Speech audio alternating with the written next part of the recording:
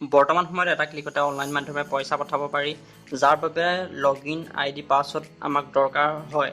যদি আপুনি এনেধৰণৰ পাছৱৰ্ড ব্যৱহাৰ কৰিছে, আজিয়ে সলনি কৰি দিয়ক। যেনে 123456 নিজৰ ফোন নাম্বাৰ, নিজৰ নাম দি পাছত ফোন নাম্বাৰ এনেধৰণৰ যদি পাছৱৰ্ড ৰাখিছে, আজিয়ে সলনি কৰি দিয়ক।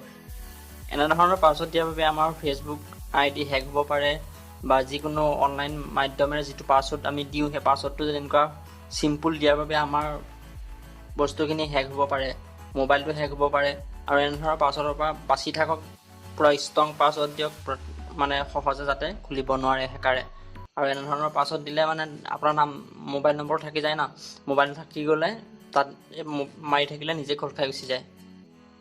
যদি আপুনি ইউটিউবত চাই আছে, চেনেলটো ছাবস্ক্ৰাইব কৰিব, যদি ফেচবুকত চাই আছে ফ'ল' কৰিব, আৰু এনেধৰণৰ সৰু ভিডিঅ' এটা পোৱাৰ বাবে এটা কমেণ্ট কৰিব কেনেকুৱা হৈছে। আৰু আপোনালোকে যদি ফাৰ্ষ্ট গম পাইছে কথাখিনি, যদি জানি উপকৃত হৈছে, এটা ধুনীয়া কমেণ্ট কৰিবলৈ নাপাহৰিব। চ' বাই আজিলৈ।